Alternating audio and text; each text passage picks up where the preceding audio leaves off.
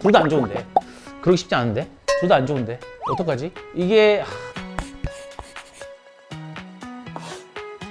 피부 상태가 이거 병원을 네. 가야 되나? 네. 알겠습니다. 네네. 심사 기준까지 있어요.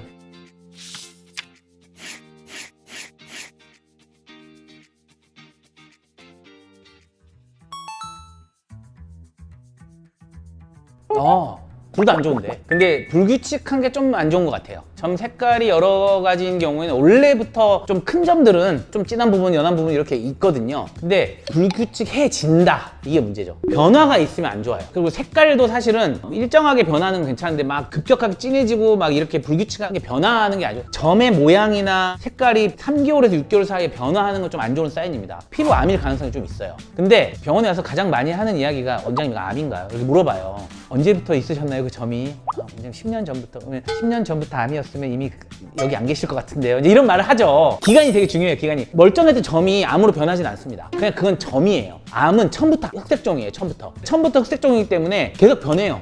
암이니까 커지고 튀어나오고 뭐 튀어나오는 점도 있죠. 근데 한 10년 전부터 튀어나와 있는 거지 걔는. 처음에는 괜찮았는데 한 3개월, 6개월 사이에 경계가 막 울퉁불퉁해지고 색깔도 불규칙하고 이런 것들이 이제 암일 가능성이 높기 때문에 조직 검사 하셔야 됩니다. 근데 원래 점 색깔이 여러 개인 점들이 있어요. 스피츠 반점이라든가 카페오레 반점도 약간 안에 왔다 갔다 하는 점이 되게 많은데 원래 점 색깔이 불규칙한 것들 문제가 안 되는데 원래 규칙적이었던 애들이 불규칙적으로 바뀌는 게 문제죠. 그래서 변화를 잘 관찰해야 된다고 생각하시면 되고 10년간 변한 거 말고 10년 동안 암 가지고 있지 않다니까 한 3개월에서 6개월 사이에 변한 거를 좀 잘 관찰하면 되고 진짜 의심되면 사진 찍으시면 됩니다. 네.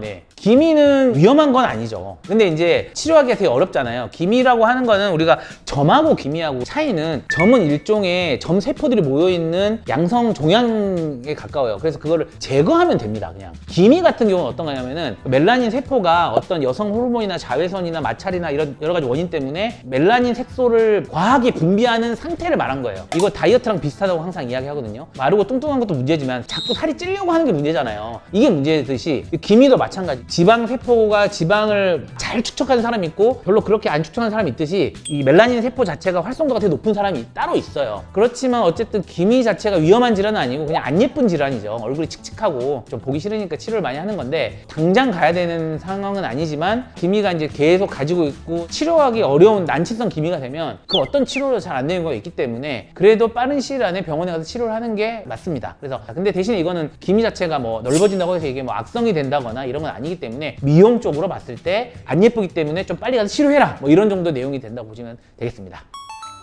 네, 여기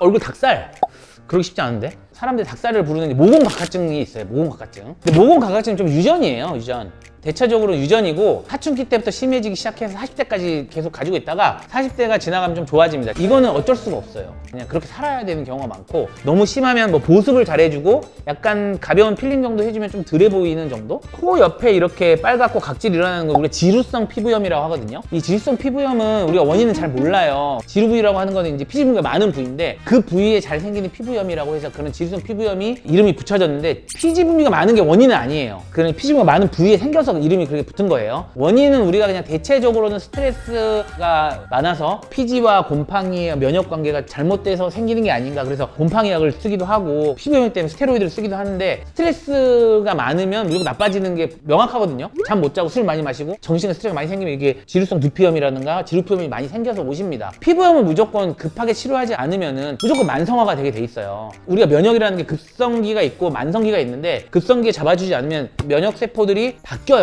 만성기에 나타나는 세포로 바뀌기 때문에 그렇게 되면은 치료가 좀 어려워지긴 해요. 그래서 지루피부염도 일종의 피부염이고 뭐 스테로이드 연고라든가 뭐 프로토픽, 엘리델 이런 걸로 발라주거나 먹는 약을 먹음으로써 조절을 할 수 있기 때문에 지루피부염은 꼭 가서 치료를 하시는 게 맞고 어렸을 때부터 있는 닭살은 사실 치료가 어렵기 때문에 그냥 보습해서 덜 보이게 하는 게 맞습니다. 네.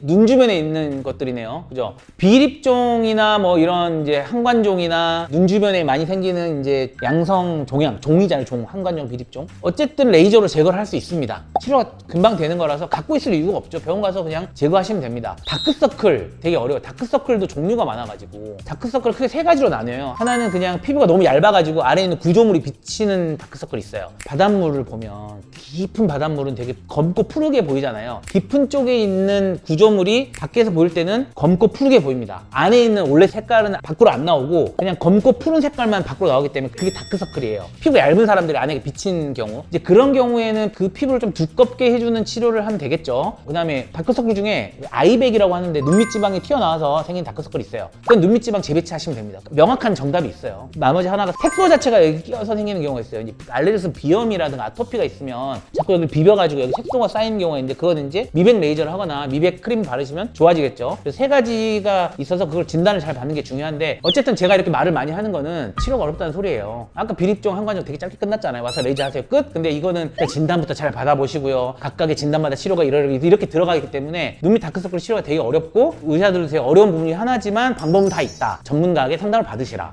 이렇게 생각하시면 됩니다. 네. 네. 저도 안 좋은데 어떡하지? 이게 생리 전후에 생기는 턱 여드름, 이제 호르몬 때문에 여성들이 턱 여드름이 되게 많이 생겨요. 되게 고질적이에요. 매달 생기잖아요, 매달. 그렇죠. 1년에 12번에 20년 동안 생긴다 그러면 진짜 240번의 어떤 병변을 안고 살아야 되는데 흉터가 많이 생기고 여기가 되게 지저분해지고, 보면은 항상 있고 가라앉은 데는 까매져 있고 되게 오래된 데는 하얗게 흉터가 남아있고, 이게 다 병변이 혼재돼 있더라고요. 근데 얘 진짜 치료가 어렵고 호르몬제를 먹이기도 해요. 스피루라톤이라는 그런 약을 먹이기도 하고, 그다음에 일반적인 항생제를 먹이기도 하고, 그래서 다양한 치료가 있는데 치료가 되게 안 됩니다. 원인이 호르몬의 변화 때문에 생기는 거기 때문에 이 원인 자체가 해결이 안 된 상태에서 우리가 치료를 하는 거잖아요. 그래서 어려워요. 마스크 끼고 생긴 거는 접촉성 피부염에 의해서 생긴 여드름양 발진일 가능성이 높아요. 이거는 사실 원인을 해결을 하면 되고요. 그 다음에 스테로이드나 항생제나 이런 거를 경구약을 먹거나 도포를 해도 좋아지는 부분이기 때문에 턱 여드름이 정말 치료가 어려운 우리 부분 중에 하나입니다. 그렇지만 호르몬을 조절하는 경구약이라든가 항생제라든가 아그네스 같은 레이저로 고주파 같은 걸 우리가 치료를 할 수 있기 때문에 방법이 있다는 것, 이렇게 알고 계시면 될 것 같습니다.